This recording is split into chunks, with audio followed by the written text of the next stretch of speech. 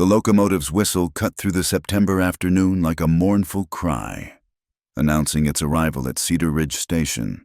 Steam hissed from the great iron beast as it ground to a halt, its black smoke mingling with the heavy gray clouds that pressed down upon the vast Wyoming territory. The air tasted of coming rain and coal dust, a bitter combination that seemed to coat everything in this frontier town. Margaret Sullivan clutched her worn carpetbag with one hand and her son's small fingers with the other as they descended onto the wooden platform.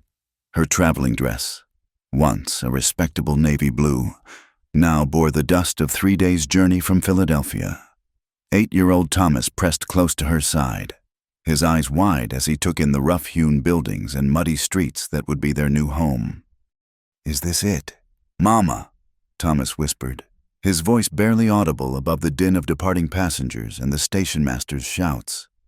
"Yes, my dear," Margaret replied, forcing brightness into her voice despite the knot of anxiety in her stomach. "This is Cedar Ridge." She scanned the crowd of weathered faces, searching for the man whose photograph she had carried next to her heart for the past 3 months. Samuel Thornton had seemed kind in his letters, a widowed merchant seeking companionship and a mother for his motherless daughter. He had promised her a good life, a respectable home, and most importantly, he had never asked if she had children of her own. Perhaps that had been her first mistake, assuming his silence meant acceptance. "Hey, Mrs. Sullivan." Margaret turned to find a man approaching, but this was not the Samuel from the photograph.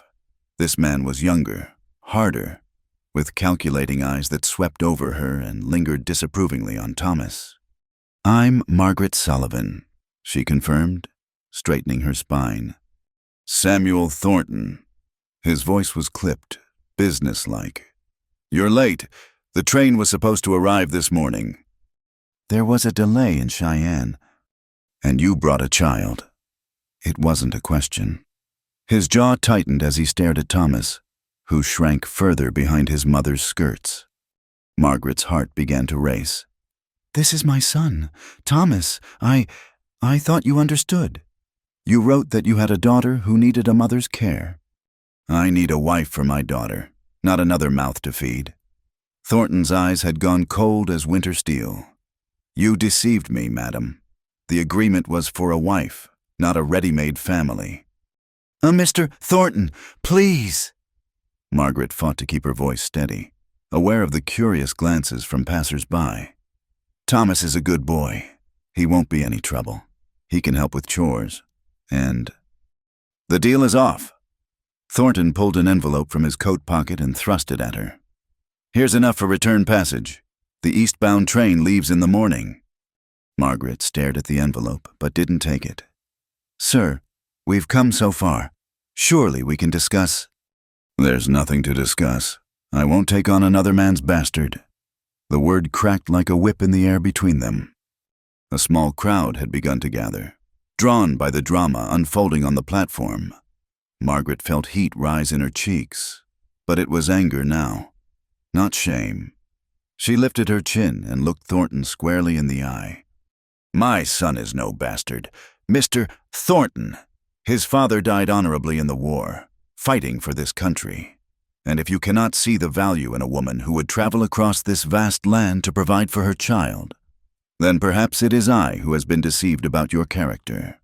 She heard murmurs of approval from some of the women in the crowd, but Thornton's face had darkened to an ugly red. "Take the money or don't," he snarled, throwing the envelope at her feet. "But don't expect charity from this town. We've no room for prideful women who can't be honest about their circumstances." With that, he turned on his heel and strode away, leaving Margaret and Thomas standing alone as the crowd began to disperse, some with pitying looks, others with judgment clear in their eyes. "Mama," Thomas's voice was very small. "Don't we have anywhere to go?" Margaret knelt down and pulled her son close, breathing in the familiar scent of his hair. "We'll find something, my brave boy. We always do." But as she straightened and looked around at the unfamiliar town, with its saloons and rough storefronts, its suspicious faces and muddy streets, She felt the weight of their situation settle upon her shoulders like a lead blanket. They had no money beyond the few coins in her purse. She had spent everything on the journey west. No connections, no recommendations. And now, thanks to Thornton's public rejection, no reputation. The promised rain began to fall. First in fat, scattered drops. Then in earnest. Margaret picked up her carpet bag and took Thomas's hand once more. "Come," she said, "let's find somewhere dry."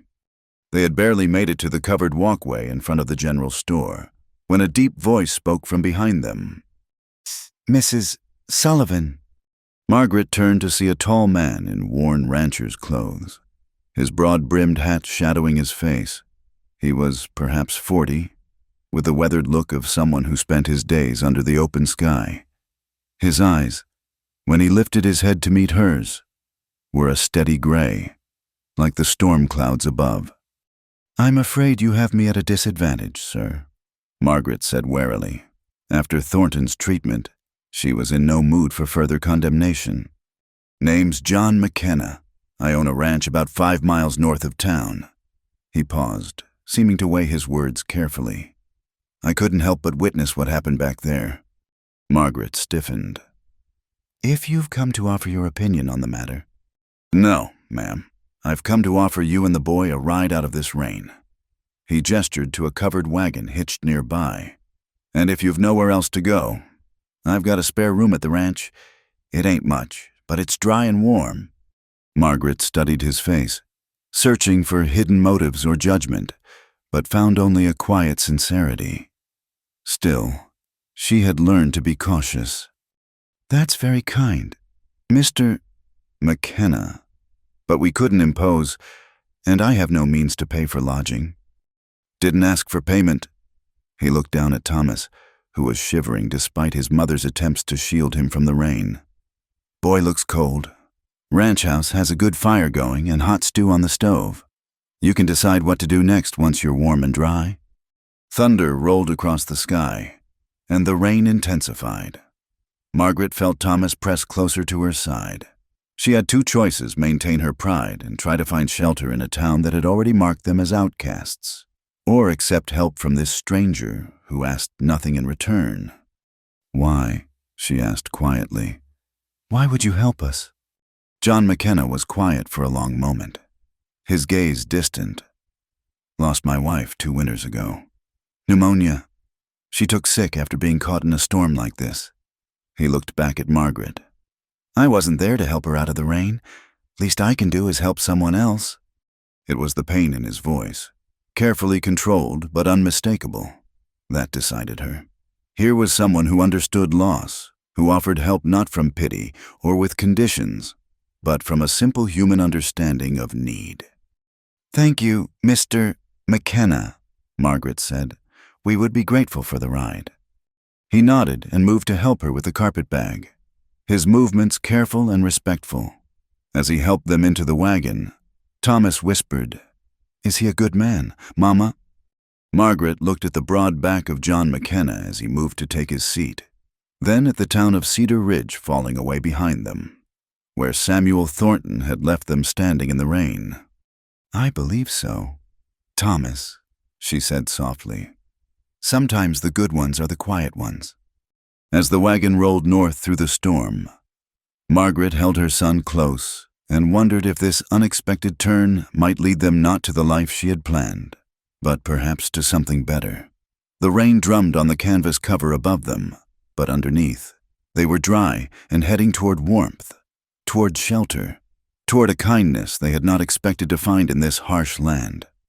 Behind them, Cedar Ridge grew smaller in the distance, and ahead, somewhere through the gray sheets of rain, waited a ranch house with a fire burning in the hearth and a man who understood that sometimes the greatest strength was shown in the simplest acts of human decency. The wagon had barely disappeared into the storm when Margaret realized they would need to walk through town to gather their remaining belongings from the station. John McKenna had offered to retrieve them, but she had insisted on accompanying him, unwilling to be more of a burden than necessary. Now, as they made their way down Cedar Ridge's main street, She wondered if pride had once again led her astray. "Keep close, Thomas," she murmured, drawing her son against her side as they navigated the wooden sidewalks. The rain had driven most folks indoors, but those who remained made no effort to hide their interest. Through the window of Morrison's Dry Goods, she saw two women pause in their shopping to stare and whisper. A group of men lounging under the saloon's overhang fell silent as they passed, their eyes following mother and son with undisguised speculation. "That's her," she heard one mutter. "The one Thornton sent packing. Brought a brat with her and didn't tell him," another added with a harsh laugh. "What kind of woman does that?" Margaret kept her eyes forward, her hand tightening on Thomas's small fingers. The boy looked up at her with worried eyes. "Why are they talking about us, Mama?" "Pay them no mind. Dear one, sometimes people talk when they don't understand." But the whispers followed them like shadows. At the millinery shop, Mrs. Hartwell stepped out, ostensibly to check her sign, but her sharp eyes fixed on Margaret with a mixture of curiosity and disapproval. "Mrs. Sullivan, is it?" The woman's voice carried the false sweetness of poisoned honey. "Such a shame about the misunderstanding with Mr. Thornton. He's quite particular about honesty." Margaret paused, feeling John McKenna's quiet presence behind her. "There was no dishonesty, Mrs. Hartwell, merely different expectations." "Of course." The milliner's smile was thin as paper. "Though one might think a woman in your position would be more forthcoming about her circumstances." Poor Mr. Thornton was quite shocked. "The only shock," Margaret replied evenly, "was discovering that Mr. Thornton's Christian charity extended only as far as his convenience." Mrs. Hartwell's face flushed. "Well, I suppose that's the kind of sharp tongue that comes from eastern cities. You'll find we do things differently here in Cedar Ridge." "Indeed," Margaret said. "I'm beginning to see that quite clearly." She moved on before the woman could reply, but heard her turn to another lady who had emerged from the shop. "Did you hear that such pride, and her with a child and no prospects?" The walk to the station felt endless. Thomas's small legs were tired, and Margaret could feel him beginning to drag. The rain had soaked through her traveling cloak, and the cold was seeping into her bones. Still, she held her head high, meeting each curious or condemning glance with steady eyes. At the corner near the bank, they encountered Samuel Thornton himself, emerging from the establishment with another well-dressed man. He stopped short at seeing them, his face darkening. "Still here, I see," he said coldly. "The offer of return passage stands, though not for much longer." "We have no need of your charity, Mr. Thornton," Margaret replied. He laughed, an ugly sound. "Charity? Is that what you call honest business dealings now you misrepresented yourself? Madam, I have every right." "You have every right to your decision." John McKenna interrupted quietly, speaking for the first time since they'd left the wagon. "Just as Mrs. Sullivan has every right to make her own way without your commentary." Thornton's eyes narrowed as he took in the rancher. "McKenna, I might have known you'd involve yourself. Still trying to play the saint. Are you?" "Just helping folks caught in the rain," John replied mildly. "Something any decent man might do." The implication hung in the air between them. Thornton's companion tugged at his sleeve, clearly uncomfortable with the scene. "Come, Samuel, we have business to discuss."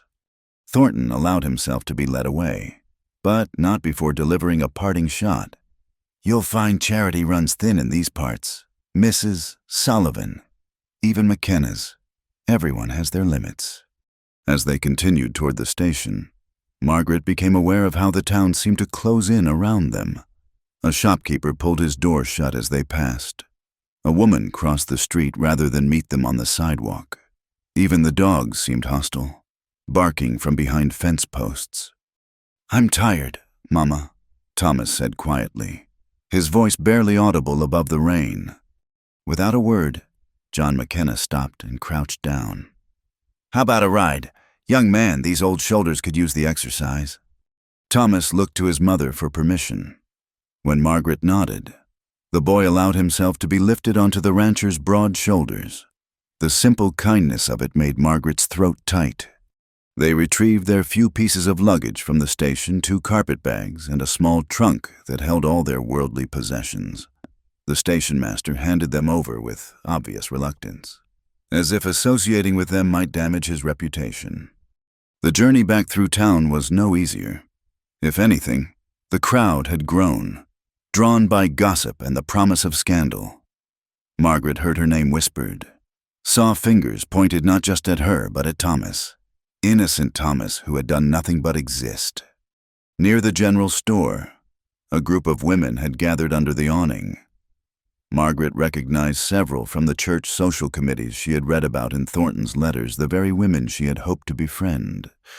"Poor little boy," one said, loudly enough to be overheard. "To be dragged across the country on his mother's shameful business." "Some women," another added, "have no sense of propriety.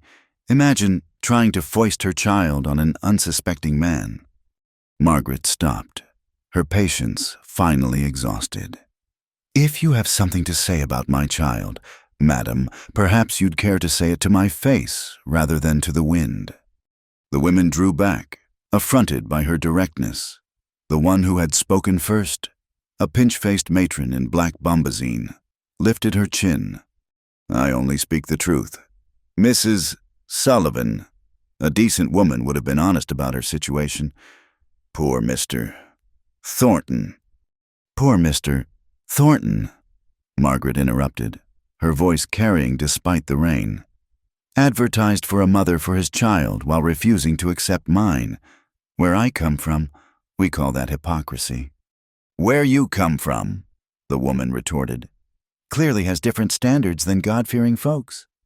Margaret felt John's hand touch her elbow gently, a silent suggestion to move on. But she was beyond caution now. "Yes," she said clearly. "Where I come from, we judge a man by how he treats the vulnerable, not by how he protects his purse. Where I come from, a child is a blessing, not a burden. And where I come from, Christian charity means more than cruel whispers and turned backs." She looked at each of the women in turn. "But perhaps you're right. Perhaps I don't belong here among such godly people." With that, she turned and walked on, her heart pounding but her step steady. Behind her, she heard the explosion of shocked voices, but she didn't look back. They reached the wagon just as the rain began to turn to sleet, stinging their faces with icy needles. John helped her up onto the seat while Thomas remained on his shoulders, protected somewhat by the man's broad-brimmed hat. As they pulled away from Cedar Ridge, Margaret allowed herself one last look at the town. It huddled in the gray light like a collection of judgment and closed doors. A place that had promised new beginnings but delivered only rejection. "I'm sorry," she said quietly to John McKenna. "I shouldn't have lost my temper. You've been kind to us, and I've probably made things difficult for you in town." He was quiet for a moment, guiding the horses onto the muddy track that led north. "Mrs.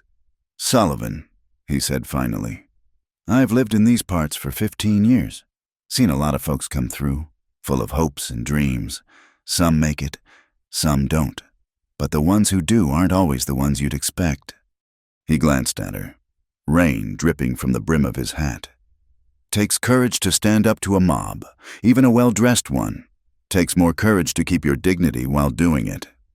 "Dignity doesn't feed a child," Margaret said softly, looking up at Thomas, who had fallen asleep against McKenna's head, trusting as only children could. "No," John agreed. "But it teaches him something worth more than food. Teaches him that his mother won't let the world make her small, no matter how hard it tries." They rode in silence after that, the town falling away behind them until it was just a dark smudge against the lighter gray of the sky. The rain continued, relentless and cold, but inside the wagon cover, they were creating their own small space of warmth. Margaret didn't know what awaited them at John McKenna's ranch. She didn't know how long his kindness would last, or what price might eventually be asked for it. But as they rolled through the empty landscape, she realized that for the first time in months since James had died and left them alone, she didn't feel entirely helpless. The town might reject them, might whisper and point and close its doors, but here was one man who had seen them at their lowest and offered help anyway. One man who carried her exhausted son on his shoulders without being asked. It wasn't the new beginning she had planned, but perhaps it was a beginning nonetheless.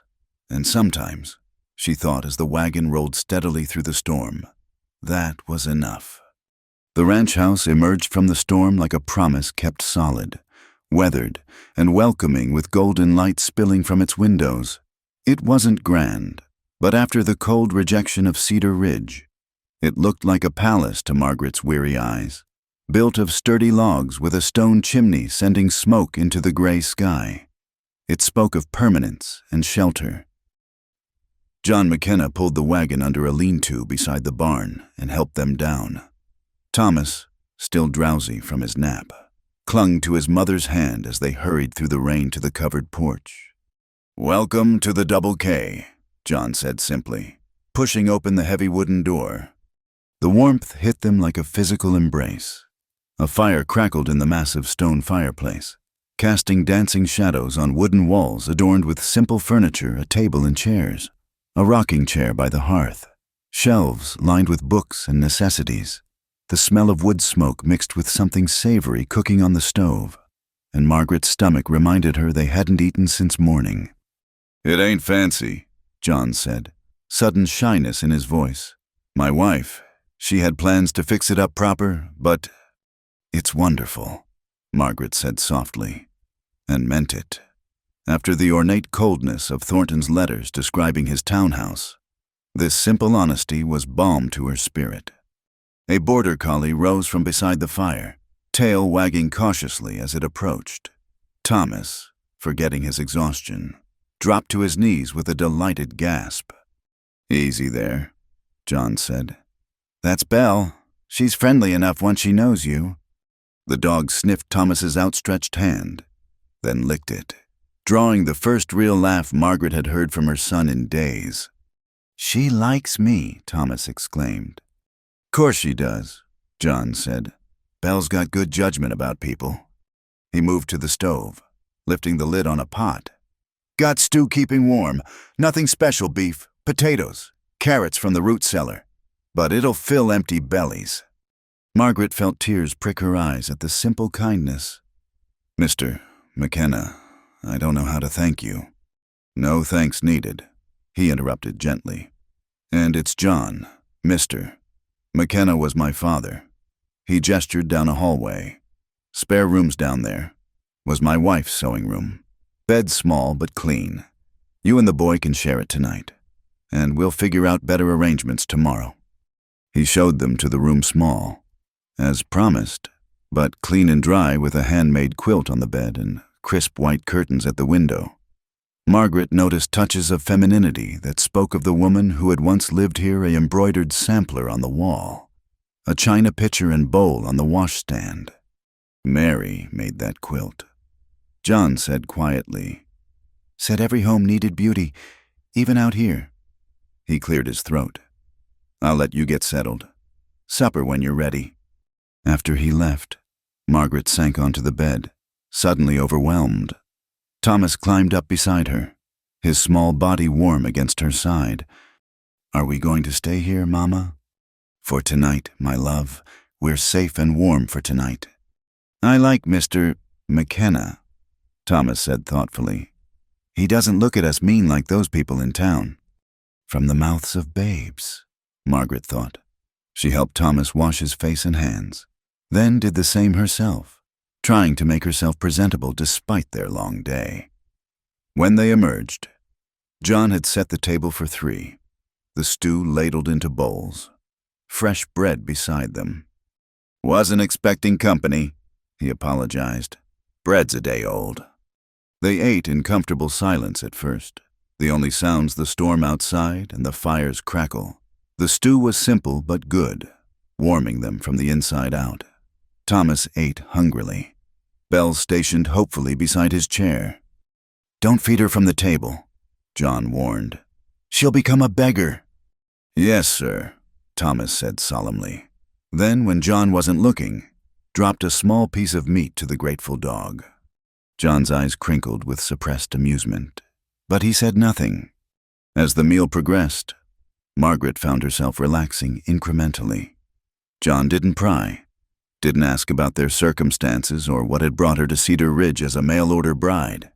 Instead, he talked quietly about the ranch when Thomas asked questions: the 20 head of cattle, the horses, the challenges of Wyoming winters. "Do you do all the work yourself?" Thomas asked, eyes wide. "Have a couple hands who help during busy seasons.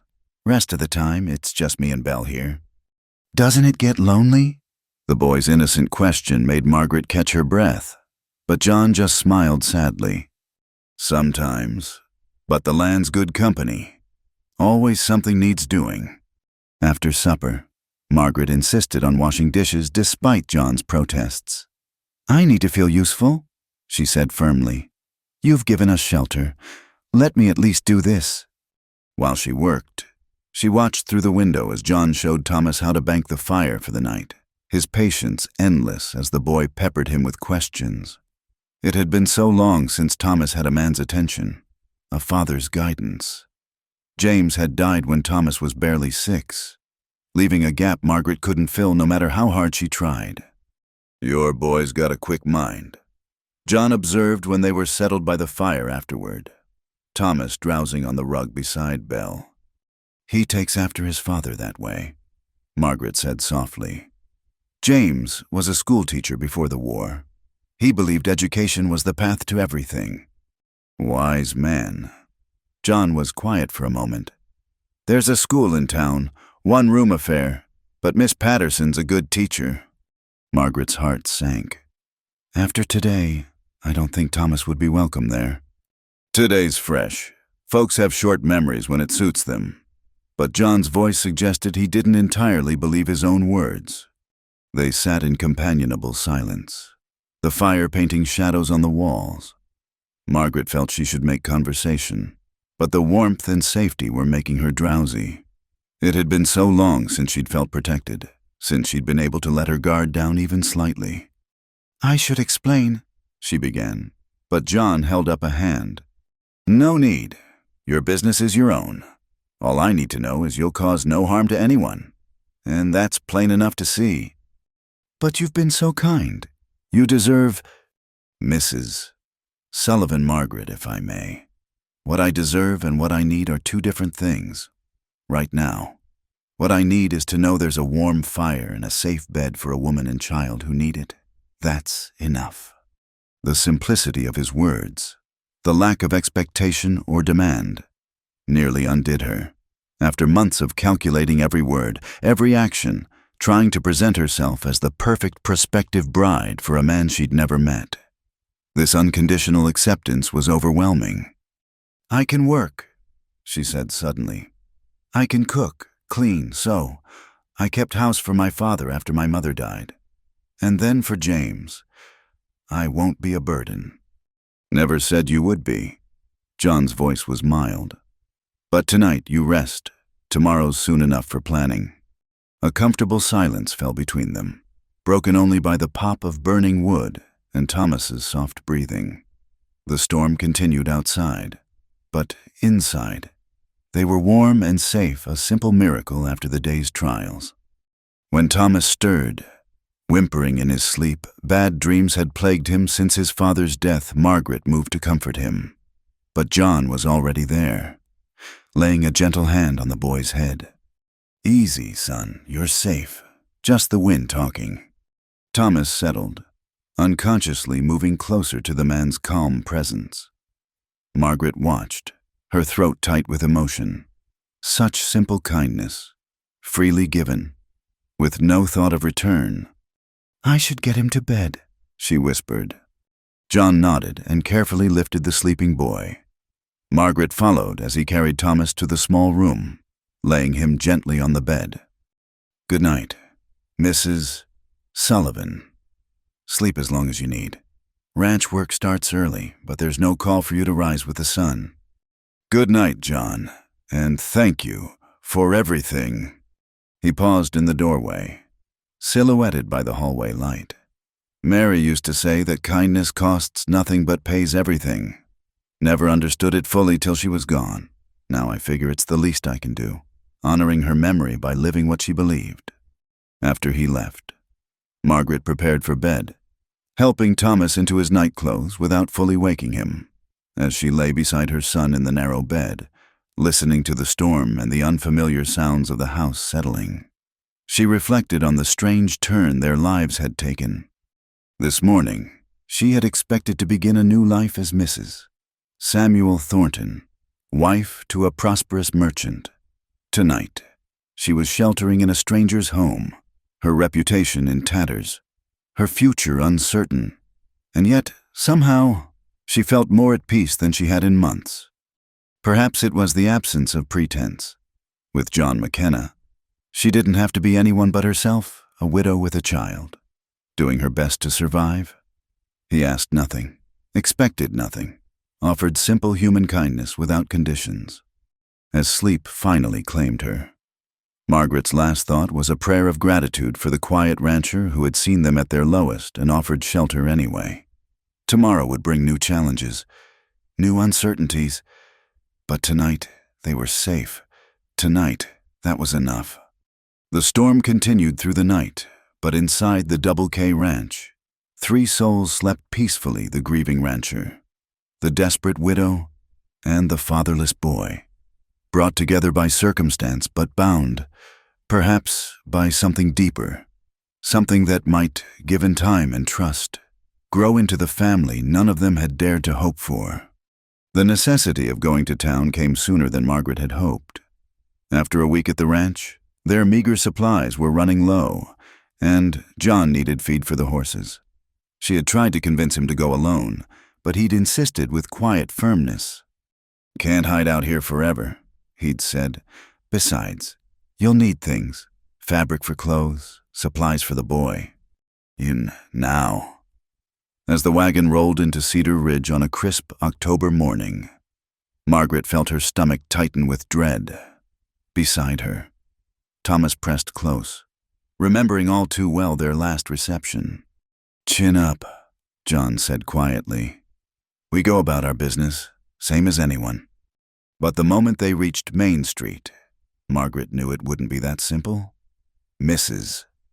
Hartwell stood outside the millinery shop with 2 other women, their conversation stopping abruptly as the wagon passed. One whispered behind her hand, eyes following them with avid curiosity. At the general store, John helped them down, his presence solid and reassuring.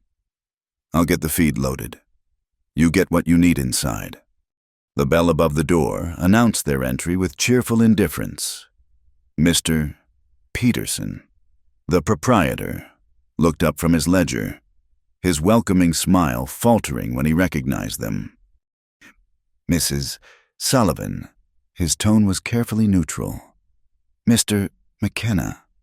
"Good morning, Mr. Peterson," Margaret replied with equal care.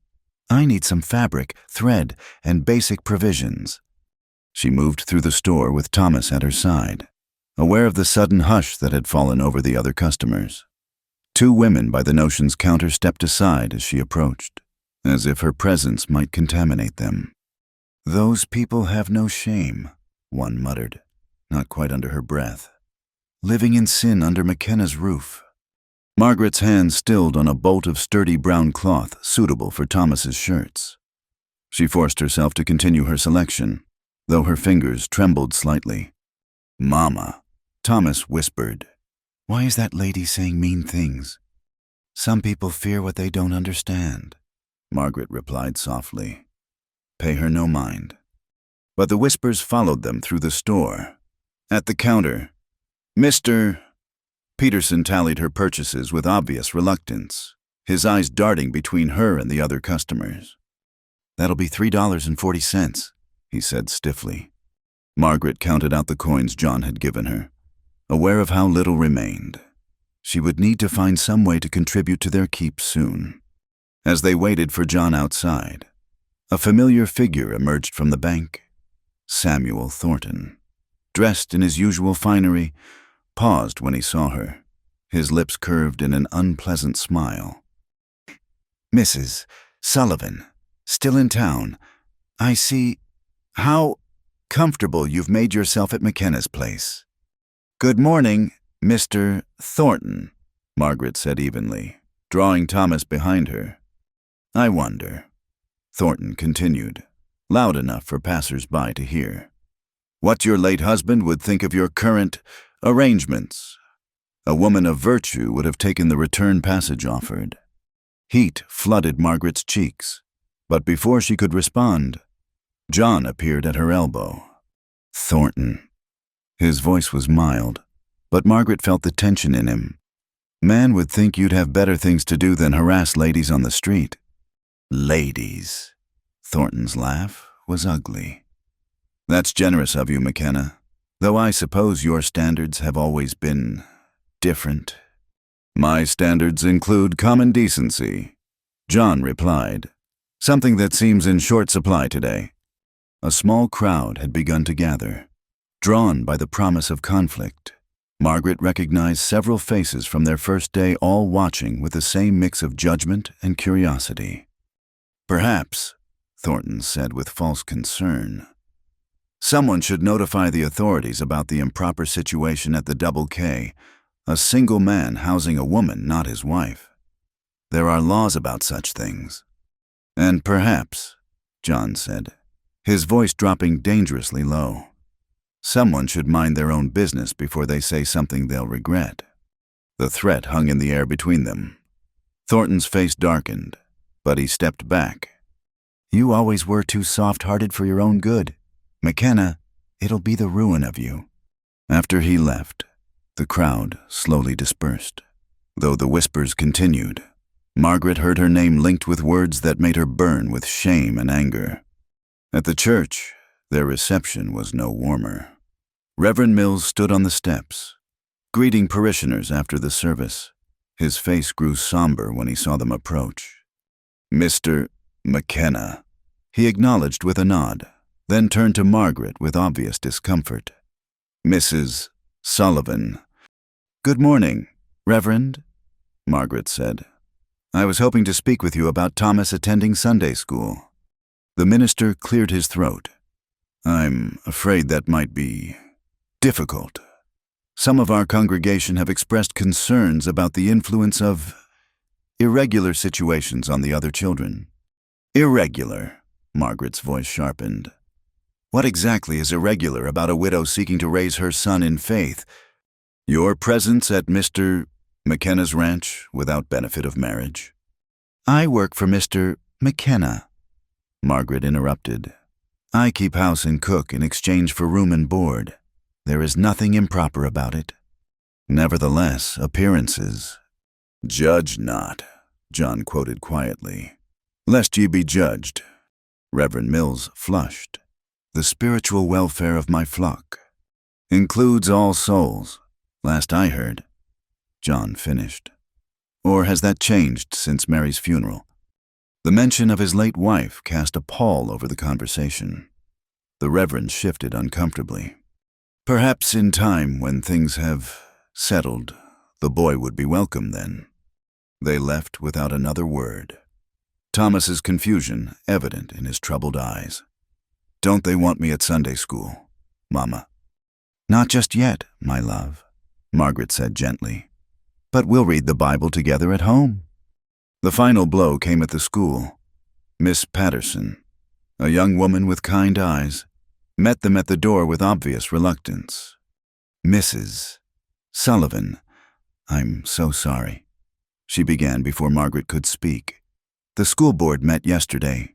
They feel that given the uncertainty of your situation, it would be best if Thomas waited to enroll." "Uncertainty?"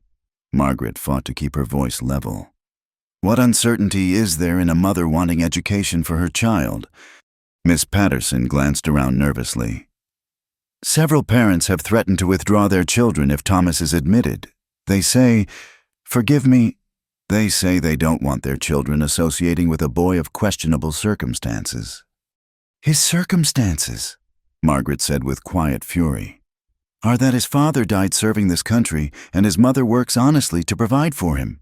If that's questionable, then perhaps it's your school that's lacking, not my son.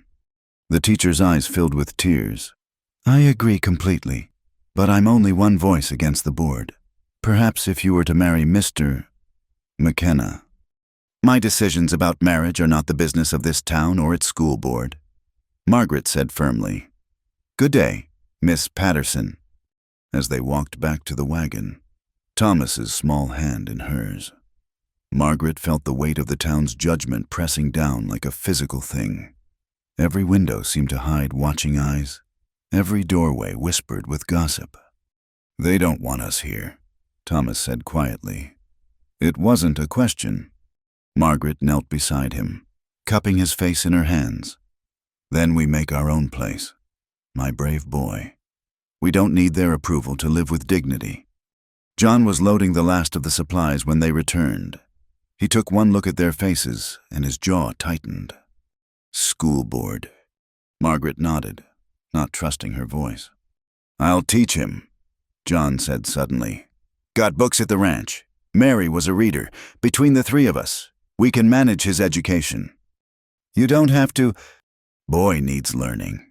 If the town won't provide it, we will. He lifted Thomas onto the wagon seat. What do you say? Young man want to learn about ranching along with your letters? Thomas's face lit up for the first time all day. Yes, sir. As they left town, Margaret caught sight of their reflection in a shop window, John tall and solid on one side, herself on the other, with Thomas between them. They looked, she realized with a start, like a family. The thought warmed and terrified her in equal measure. Behind them, Cedar Ridge buzzed with fresh gossip. She could imagine the conversations. Did you see them together? Like they're already married? That poor child. What example is being set? But as the town receded and the open range welcomed them back, Margaret found she cared less about their opinions than she'd expected. Let them whisper. Let them judge. She had work to do, a son to raise, and a debt of kindness to repay. Thank you, she said quietly to John, for standing with us. He glanced at her, his weathered face thoughtful. Mary used to say that true character shows when standing up costs something. Never charged me nothing to stand by what's right. The rest of the ride passed in companionable silence, broken only by Thomas's questions about the hawks circling overhead. The town might reject them, but here on the open range, under the vast Wyoming sky, there was room enough for outcasts to make their own way.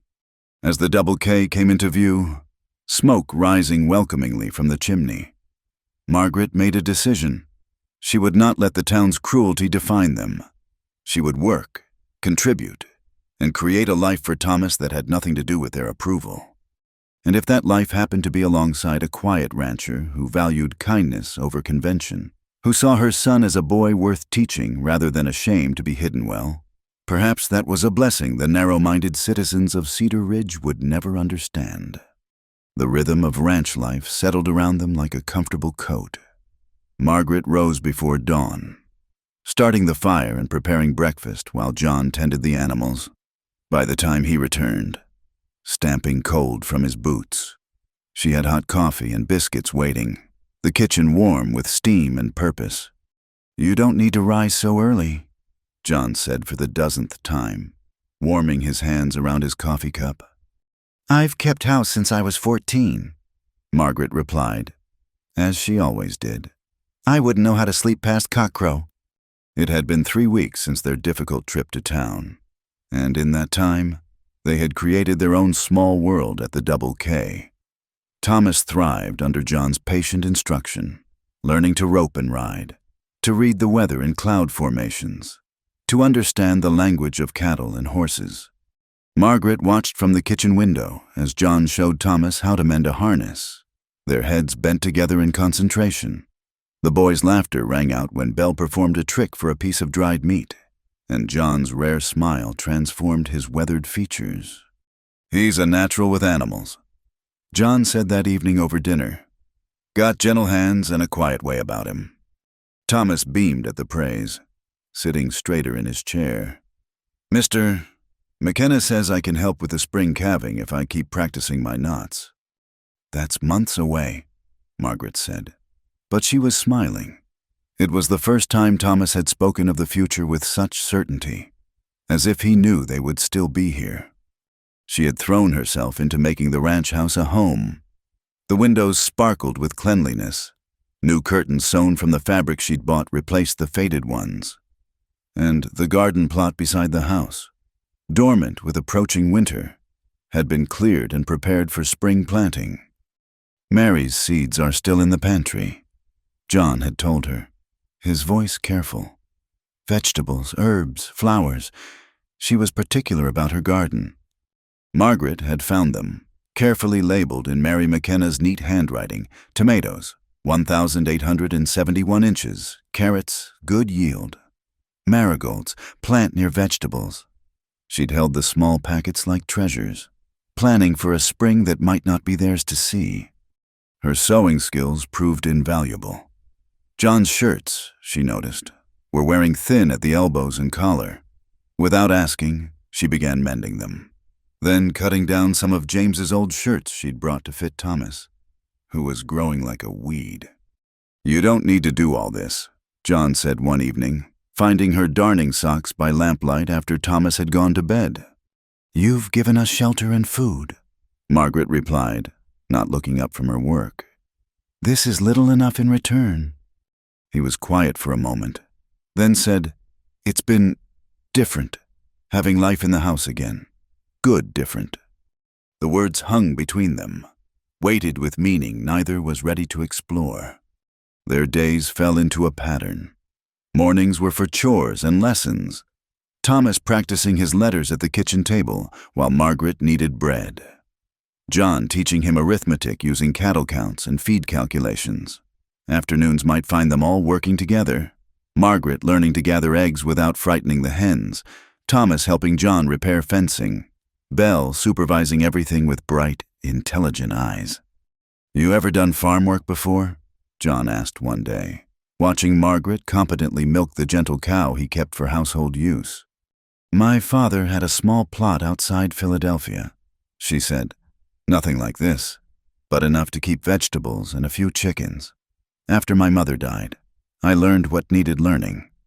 She didn't mention the years of struggle, trying to keep house for a father who grew bitter with grief, then for a husband whose teacher's salary barely kept them fed. Those were shadows she didn't want to cast in this sunlit kitchen. Thomas bloomed in the ranch environment. His pale city complexion gave way to healthy color. His thin frame began to fill out with good food and active days. He followed John like a shadow when allowed, soaking up knowledge about everything from weather signs to animal behavior. "Did you know hawks mate for life?" he announced at dinner one evening. "Mr. McKenna showed me a pair that nest in the big cottonwood. They've been there 6 years." "Is that so?" Margaret smiled at his enthusiasm. "And the male brings food to the female while she sits on the eggs."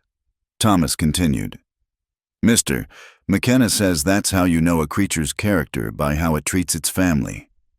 John cleared his throat, suddenly interested in his plate. Margaret felt warmth rise in her cheeks. But it wasn't all peaceful moments. The isolation that protected them from town gossip also meant hard work and self-sufficiency. When a November storm blew in, Margaret learned what Wyoming winter meant: howling winds that found every crack in the walls, snow that piled against the doors, temperatures that turned water to ice in the bucket overnight. "We need to bring in more wood," John announced, reading the signs in the sky. Storm coming could last days. They worked together, Margaret and Thomas stacking split logs on the porch while John chopped more. Her hands, already rough from work, developed new calluses. Her back ached, but she didn't complain. This was survival, and she was no stranger to doing what needed done. During the storm, confined to the house, they passed time with books and stories. John, they discovered, had a small library collected over the years, everything from farming almanacs to poetry. Mary had loved Wordsworth, he admitted shyly, producing a worn volume. "Would you read some?" Margaret asked. "Thomas should hear good poetry." John's voice, usually gruff, softened as he read about daffodils and clouds, about the beauty in simple things. Thomas listened with rapt attention. Belle curled at his feet. Margaret found herself watching John's face in the firelight, seeing the gentleness he usually kept hidden. When the storm passed, leaving the world white and pristine, they ventured out to check on the animals. Thomas's delighted shouts as he played in the snow echoed across the range. Margaret helped John break ice on the water troughs, her breath clouding in the frigid air. "You're tougher than you look," John observed, watching her wrestle with a particularly stubborn chunk of ice. "Necessity is a good teacher," she replied. He studied her for a moment. Red cheeks, determined chin, hands that didn't quit despite the cold. "Yes," he said quietly. "I suppose it is." That evening, as Margaret tucked Thomas into his bed in what was now firmly his room, John had insisted on moving a proper bed from the attic. The boy looked up at her with serious eyes. "Are we going to stay here forever, Mama?" Margaret smoothed his hair. "I don't know about forever, my love, but we're here now." "I hope we stay," Thomas said firmly. "I like it here. Mr. McKenna needs us." Out of the mouths of babes, Margaret thought, because it was becoming clear that John McKenna did need them, in ways that had nothing to do with cooking or mending. The house that had been merely shelter was becoming a home again. His smiles came easier. His shoulders seemed less burdened, and they needed him too, not just for shelter and protection, but for the quiet strength he offered, the patient teaching, the way he saw them not as burdens or charity cases, but as people of worth. One evening, as December approached with its promise of deeper cold, John surprised them by bringing out a chess set. "Thomas is quick enough to learn," he said. "Mary and I used to play of an evening." It was the first time he'd mentioned his wife without the shadow of pain tightening his features. As he taught Thomas the moves, Margaret worked on a shirt she was making for the boy from fabric she'd bought with her own money earned from taking in mending from the 2 ranch hands who occasionally worked the property. The firelight painted them all in warm gold, the man patient with his teaching, the boy eager to learn, the woman creating something with careful stitches. Belle dozed contentedly, occasionally thumping her tail when Thomas exclaimed over a clever move. Anyone looking through the window would see a family, Margaret realized. The thought should have frightened her. She had come west to marry one man and was living under the roof of another. But instead, it filled her with a quiet contentment she hadn't felt since James died. "Check," Thomas announced proudly, moving his bishop. John studied the board with exaggerated seriousness. "Well done. You've got me in a corner." As he considered his move, his eyes lifted briefly to meet Margaret's. In them, she saw the same recognition that this, whatever it was becoming, was good and real and worth protecting. Outside, the winter wind howled across the empty range, but inside the Double K Ranch house, there was warmth and light and the quiet sound of people making a life together, one careful day at a time. The peace of their small world shattered on a cold December afternoon when Samuel Thornton appeared at the ranch gate. Margaret saw him through the kitchen window, his fine black coat stark against the snow, his horse prancing with impatience. Her hand stilled on the bread dough she'd been kneading. "Stay inside," John said quietly, reaching for his coat. He'd seen him too. But Thornton wasn't alone. 2 other men accompanied him. One Margaret recognized as the bank president, Mr. Garrett. The other was a stranger, thin and sharp-featured, with the look of a city lawyer. "Thomas, go to your room," Margaret said softly. "But Mama—" "Now, please!" The boy reluctantly obeyed, though she knew he'd be listening from the hallway. She wiped her hands on her apron and followed John onto the porch, despite his warning glance. "McKenna!" Thornton called out, not bothering to dismount. "We need to talk." "Then talk," John replied evenly. Thornton's smile was unpleasant. "I've been making inquiries about your situation here. Seems you've taken in boarders without proper documentation. There are laws about unmarried women living with men they're not related to." "Mrs. Sullivan works for me," John said. "Nothing improper about it." "That's not how the town sees it." "Mr. Garrett interjected, shifting uncomfortably in his saddle. "Samuel here has raised some concerns about the example being set." The third man spoke up, his voice thin and reedy. "I'm Harold Pemberton, attorney at law. Mr. Thornton has asked me to look into the legal ramifications of this arrangement. There are morality statutes that could apply." Margaret felt cold that had nothing to do with the December air. "What exactly are you implying, Mr. Pemberton?" "I'm not implying anything, madam. I'm stating facts. An unmarried woman living with an unmarried man, regardless of employment claims, could be seen as violating public decency laws." "That's ridiculous," John growled. "Is it?" Thornton leaned forward in his saddle. "You know what would solve this problem. McKenna, send her back where she belongs. I'll still pay for her passage east." Generous of me, considering. "Considering what?" Margaret stepped forward, anger overcoming caution. "Considering you broke your word, considering you publicly humiliated me and my son." Thornton's face darkened. "I entered into correspondence with a woman who misrepresented herself. You're lucky I'm not seeking legal recourse for fraud." "Fraud," Margaret laughed bitterly. "The only fraud here is a man who advertises for a mother for his child, while refusing to accept another child in need." "Enough," John said quietly, but there was steel in his voice. "Thornton, you've said your piece. Now get off my land." "Not until we have an understanding," Thornton insisted. "Either she goes, or I'll make sure everyone knows exactly what kind of establishment you're running here. How long do you think the bank will extend your credit when word gets out? How many hands will work for a man of questionable morals?" Mr. Garrett cleared his throat nervously. "Now, Samuel, there's no need for threats." "Isn't there?" Thornton's voice rose. "This woman made a fool of me in front of the entire town. Now she's living openly in sin, corrupting her child and anyone else who—" The rest of his words were cut off as John moved. In 2 swift strides, he was at Thornton's horse, dragging the man from his saddle. Thornton hit the snow-packed ground hard, his hat rolling away. "John, no!" Margaret cried. But John wasn't attacking. He simply held Thornton down with one hand on his chest, his face calm despite the violence of the moment. "You listen to me," John said, his voice deadly quiet. "You can spread whatever lies you want in town. You can turn every gossip against us. But you will not come to my home and threaten the people under my protection. You will not speak of Mrs.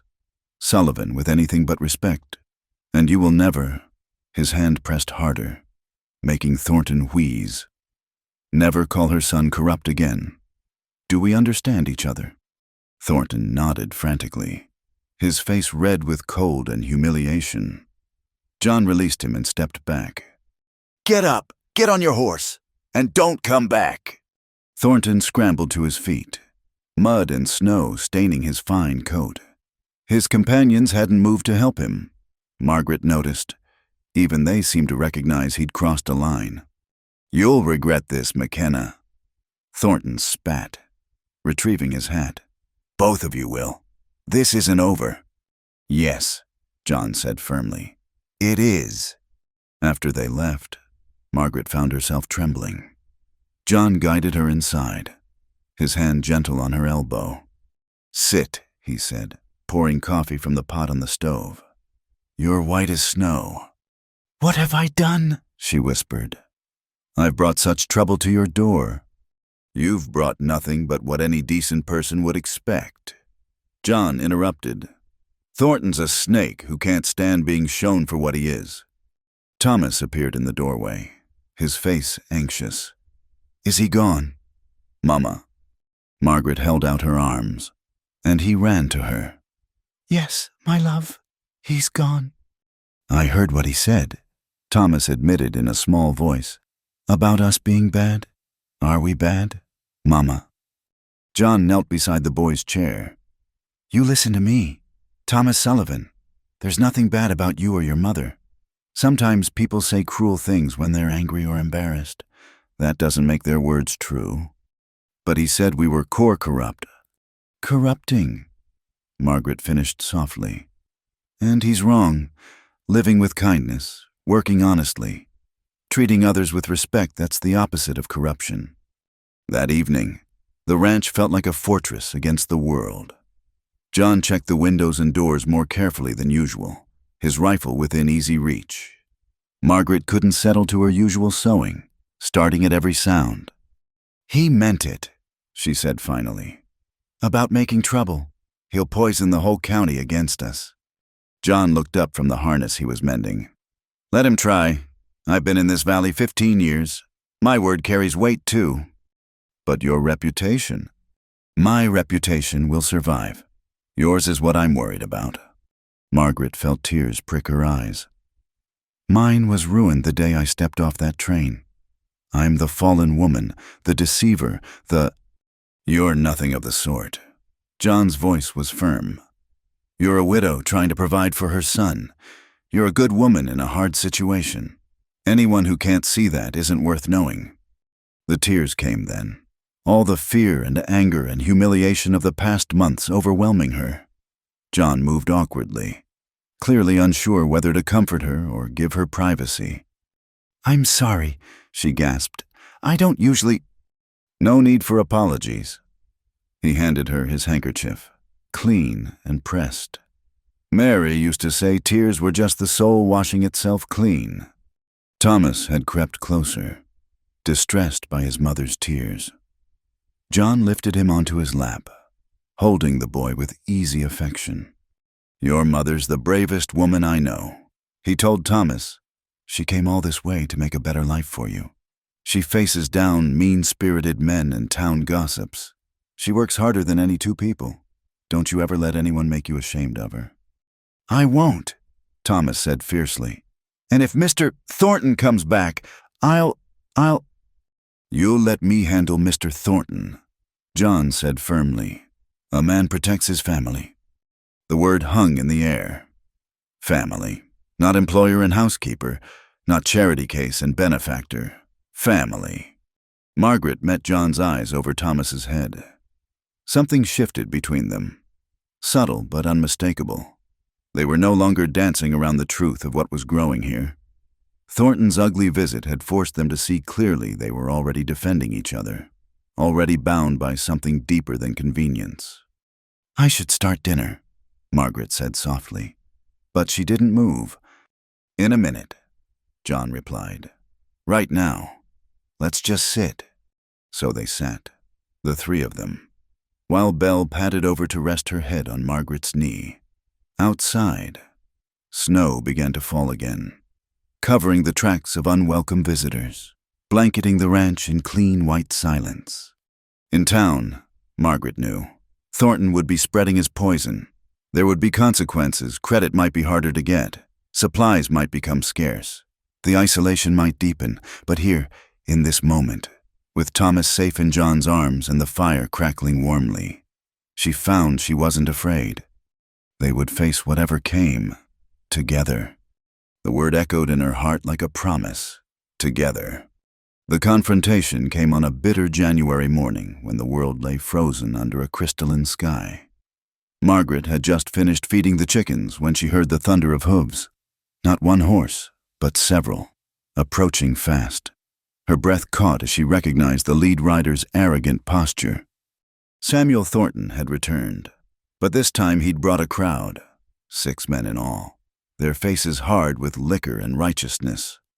Among them she recognized Jake Morrison from the saloon and Carl Hutchins, a ranch hand known for his mean temper when drunk.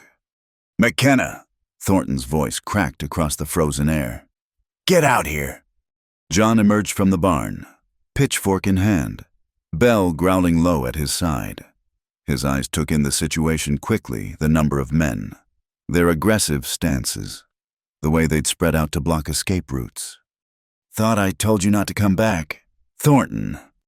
And I thought you'd see sense by now." Thornton's words slurred slightly. Dutch courage. Margaret realized with growing alarm. "This has gone on long enough. The whole town's talking about the scandal you're creating." "Only scandal here is you showing up drunk on my property." John's voice remained steady, but Margaret saw his grip tighten on the pitchfork. "Drunk," Thornton laughed uglily. "Maybe I've had a few. Man needs courage to clean up the filth in his community." Thomas appeared in the doorway behind Margaret. Drawn by the shouting, she pushed him back inside, her heart hammering. "Stay in your room," she whispered urgently. "Lock the door." "But Mama..." "Do as I say." She grabbed the shotgun from beside the door. John had taught her to use it for coyotes and stepped onto the porch. The men's attention swiveled to her. "Well, well," Morrison called out. "The Scarlet Woman shows herself." "Armed too," Hutchins added with a nasty grin. "Defending her lover, boys." "That's enough." John's voice cut like a whip. "State your business or get out." Thornton dismounted unsteadily, his expensive boots slipping on the packed snow. "My business is simple. The woman goes, or we make her go. Town's tired of having its morals corrupted." "The town," John scoffed. "Or just you and whatever drinking buddies you could round up." "Don't matter who." One of the other men spoke up. "What matters is right and wrong. Ain't right. What's going on here?" Margaret found her voice. "What's not right is 6 grown men threatening a woman and child. Is this your idea of moral behavior? Mr. Thornton?" "Shut your mouth," Thornton snarled, taking a step toward the porch. "You've caused enough trouble with that sharp tongue." Belle's growl deepened to a snarl. John moved to block Thornton's path. "That's close enough." "Or what?" Thornton swayed slightly. "You gonna fight all 6 of us? McKenna for her..." He spat the last word like a curse. "If I have to." The tension stretched taut as wire. Margaret's hands trembled on the shotgun, but she kept it steady. From the corner of her eye, she saw movement at Thomas's window, her brave, foolish boy trying to see what was happening. Then Thornton made his mistake, whether from drink or rage. He suddenly lunged forward, trying to push past John. "I'll drag her out myself if I have to." John's response was swift and decisive. The pitchfork came up, its tines catching Thornton's coat and spinning him around. In the same motion, John dropped the tool and landed a solid punch to Thornton's jaw. The man went down hard, blood spattering the snow from his split lip. For a moment, everything froze. Then Morrison shouted, "Get him!" and chaos erupted. The men surged forward, but they'd reckoned without Belle. The dog launched herself at the nearest attacker, her teeth finding his arm. His scream of pain mixed with cursing as he tried to shake her off. John fought like a man defending his home, which he was. He took a blow to the ribs that doubled him over, but came up swinging, catching Hutchins in the stomach. Another man grabbed him from behind, trying to pin his arms. Margaret didn't remember making the decision to fire. The shotgun's blast split the air, sending buckshot into the ground near the attacker's feet. Snow and dirt exploded upward. "The next one won't be a warning shot," she shouted, already reloading with shaking hands. The men froze, suddenly remembering the armed woman on the porch. In that moment of hesitation, John broke free, landing another punch that sent a man sprawling. "Enough!" A new voice rang out across the yard. Sheriff Watson rode up, his deputy beside him, both men with rifles drawn. "What in blazes is going on here?" Relief flooded through Margaret as the attackers stepped back, suddenly conscious of how this looked 6 men against 1, on his own property. "Sheriff," Thornton mumbled through his bloodied mouth, struggling to his feet. This man attacked me." "That's so?" Watson's weathered face was skeptical. "And I suppose you were just passing by with 5 friends when McKenna decided to punch you for no reason. We came to talk sense. Looks more like you came to make trouble." The sheriff's eyes took in the scene John's defensive position. Margaret on the porch with the shotgun. The clear signs of aggression from the group. "Morrison, get your friend's arm looked at. That dog bite needs tending." Belle, still bristling, had released her victim but stood ready to attack again at John's word. "This ain't over," Thornton insisted, swaying on his feet. "There's laws about moral decay, and there's laws about trespassing and assault." Watson cut him off. "Which is what I'm seeing here. 6 men threatening a family on their own land." "Family?" Thornton laughed bitterly. "They ain't family. She's just his—" "Choose your next word very carefully," the sheriff warned, his hand moving to his sidearm. "Because I've known John McKenna 15 years, and I've seen enough of Mrs. Sullivan to judge her character myself. So unless you want to spend some time in my jail for disturbing the peace, assault, and drunk and disorderly conduct, you'll get on your horse and ride out." The men grumbled but began moving toward their mounts. Thornton was the last to go, having to be helped into his saddle by Morrison. "This ain't over," he repeated, glaring at Margaret with pure hatred. "You'll see. The whole town is tired of your nonsense." "Thornton," Watson said bluntly, "you lost face when Mrs. Sullivan refused you. Accept it like a man and move on." After they'd gone, the sheriff turned to John, who was holding his ribs and breathing carefully. "You all right?" "I'll live. Thanks for coming, Tom." "Saw them riding out. Figured they weren't heading anywhere good." Watson looked up at Margaret. "You can lower that scattergun now, ma'am. Though I have to say, that was a nice warning shot. Cooled their tempers right quick." Margaret carefully set the gun aside, her legs suddenly weak. "I didn't want to hurt anyone, but they were. Thomas is just a child." "You did right," Watson assured her. "Man's got a right to defend his home and family." He paused meaningfully on the last word. "Speaking of which, might be time to consider making things more official. Would solve a lot of problems." Heat flooded Margaret's cheeks. John cleared his throat uncomfortably.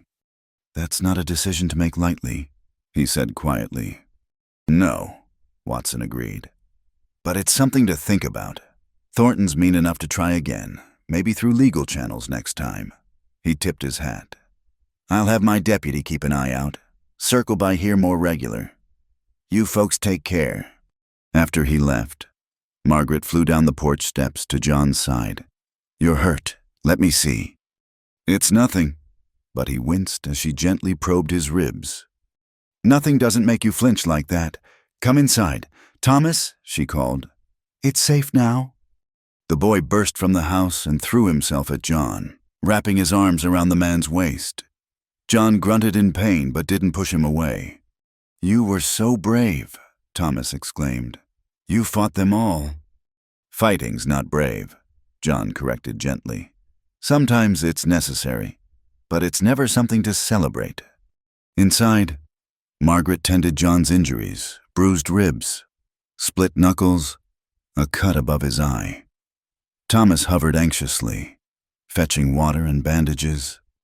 "I'm sorry," Margaret said quietly as she cleaned the cut. "This is all my fault. If I hadn't come here—" John caught her hand, stilling it.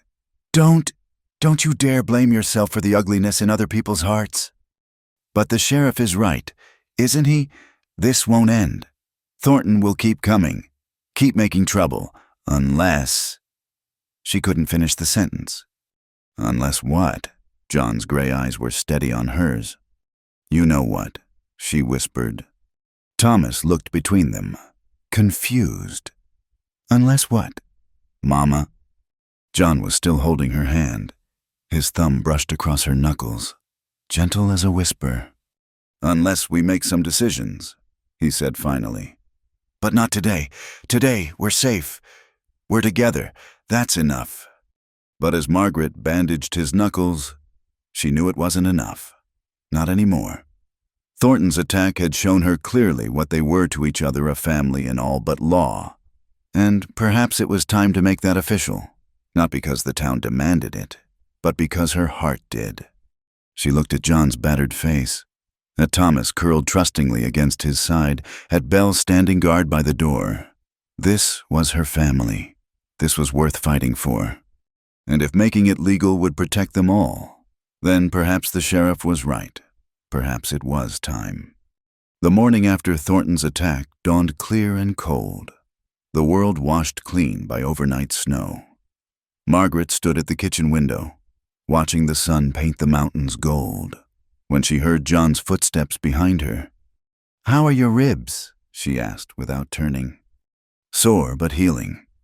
He joined her at the window, coffee cup in hand. "Margaret, we need to talk." She'd known this moment would come, had lain awake half the night thinking about it, about them, about what the sheriff had said. "I know," she said softly. "Tom Watson was right. This won't end with Thornton. He's got pride and spite enough to fuel him through spring." John set down his cup, his movements careful. "I won't have you and Thomas living in fear." "We're not afraid," Margaret said, though her voice trembled slightly. "Not with you here. But I can't always be here. And even if I could—" He paused, seeming to gather courage. "Margaret, I'm not a man of fancy words. Never have been. But these months with you and Thomas here, they've been the best I've known since Mary passed." Margaret's heart began to race. She turned to face him, finding his gray eyes serious and steady on hers. "You've brought life back to this place," he continued. "Made it a home again instead of just a house I sleep in. And Thomas—" His voice roughened with emotion. "That boy's worked his way into my heart something fierce. John, let me finish." He took her hands in his work-roughened ones. "I know you came here to marry another man. No, I'm not what you planned for. I'm older, set in my ways, got more calluses than conversation. But I'd be good to you, Margaret, to both of you. I'd give you my name, my protection, everything I have." Margaret's eyes filled with tears.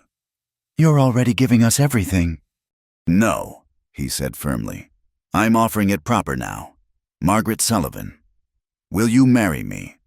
Not because the town says we should, not because it's convenient, but because He stopped, swallowed hard. "Because I love you, both of you." A small gasp from the doorway made them turn. Thomas stood there in his nightshirt, eyes wide. "Are you going to be my PA?" he whispered. John looked at Margaret, leaving the answer to her. She felt the weight of the moment, not just her future, but Thomas's hanging in the balance. But as she looked between them, her son so hopeful, this good man so patient, she realized the decision had already been made. Had been made in a dozen small moments over the months, in shared meals and evening stories, in lessons taught and learned, in quiet companionship and fierce protection. "Yes," she said simply. "Yes to both questions." Thomas let out a whoop and launched himself at them, nearly knocking them over. John caught him easily, lifting him up despite his sore ribs. "Does this mean I can call you Pa?" Thomas asked eagerly. "If you want to," John said, his voice thick. "I want to." Thomas turned to his mother. When will you get married?" Margaret laughed, wiping tears from her cheeks. "I suppose as soon as—" "Today," John interrupted. "If you're willing. Tom Watson's also a justice of the peace. We could go to town, make it official." "Today," Margaret's hand flew to her hair. "But I don't have anything proper to wear, and—" "You look beautiful just as you are," John said firmly. "Always have. But if you want to wait, plan something proper." "No." Margaret made her decision. "No, you're right. We've waited long enough. And perhaps it's fitting starting our life together in ordinary clothes on an ordinary day. That's what marriage is, after all."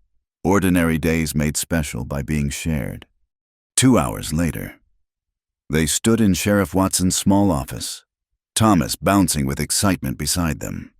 Watson's wife had come to witness, bringing a small bouquet of dried flowers from her winter stores. "About time," Watson said with a grin as he opened his Justice of the Peace manual. "Been watching you three circle around this for months."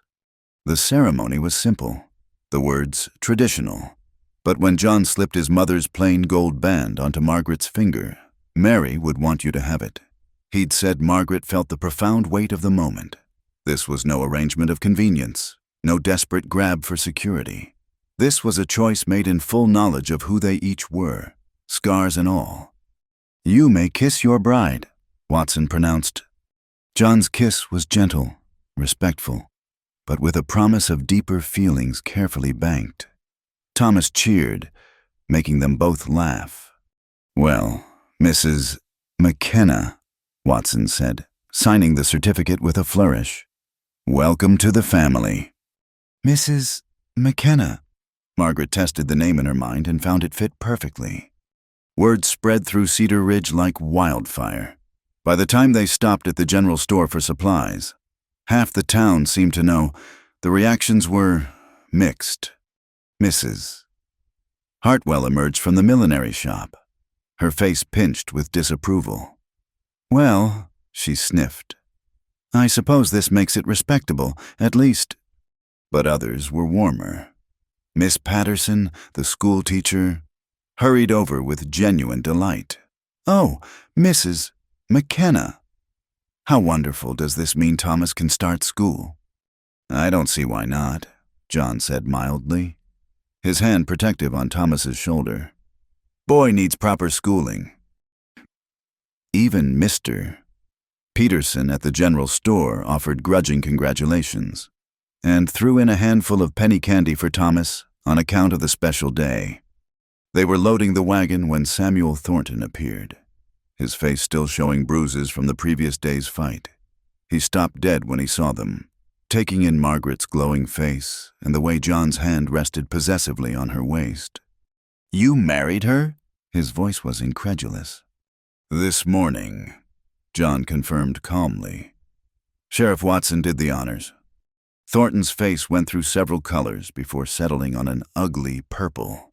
"You're both fools," he spat. "You could have had better." "I have exactly what I want." John interrupted.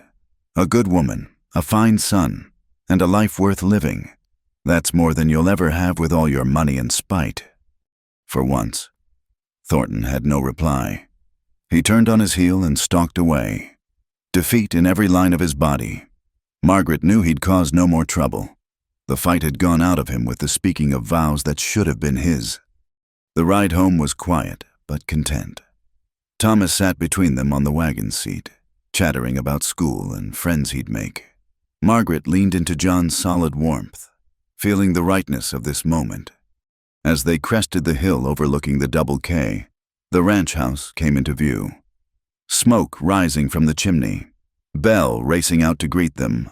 But it looked different now, not a refuge or temporary shelter, but truly home. "Welcome home, Mrs. McKenna," John said softly. That night, after Thomas had been tucked into bed with 3 stories instead of the usual one. "Because it's a special day, Pa." Margaret and John sat by the fire. The house felt different, fuller, complete, as if it had been waiting for this configuration of souls to make it whole again. "Any regrets?" John asked quietly. Margaret considered. "Only that it took so long for our paths to cross." He pulled her close, and she rested her head on his shoulder.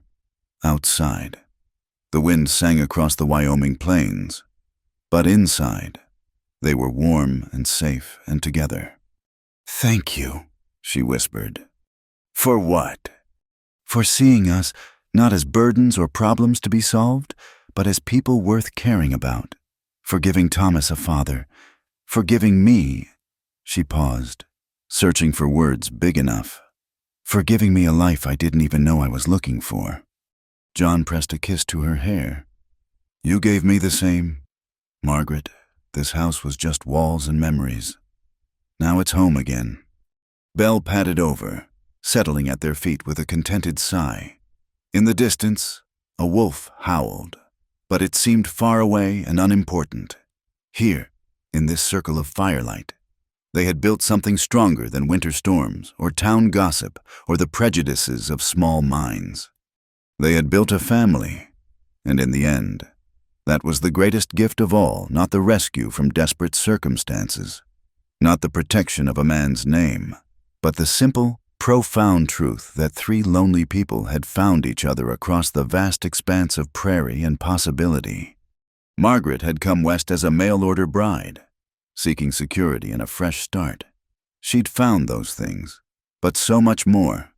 She'd found love in its truest form, not the desperate grasping of those trying to survive, but the steady choice of those who could stand alone, but chose to stand together. As the fire burned low and John's breathing deepened towards sleep, Margaret offered up a prayer of gratitude for unexpected blessings, for second chances, for the courage to trust again, and for the quiet rancher who had seen them in the rain and offered shelter, never knowing he was opening the door to his own heart's healing. Tomorrow would bring new challenges. There would be those in town who'd never fully accept them, memories of Mary that would surface at unexpected moments, the ongoing work of blending three lives into one. But tonight, in this perfect moment, Margaret McKenna knew with bone-deep certainty that she was exactly where she belonged. Home, family, love. Everything else was just details. Thank you so much for listening to this story. I'd love to know where you're listening from. Please share in the comments below if you enjoyed this tale from the Old West. Don't forget to subscribe to the From Wild West channel for more stories of love, courage, and new beginnings on the frontier. What did you think of Margaret and John's journey? Share your thoughts. I'd love to hear from you.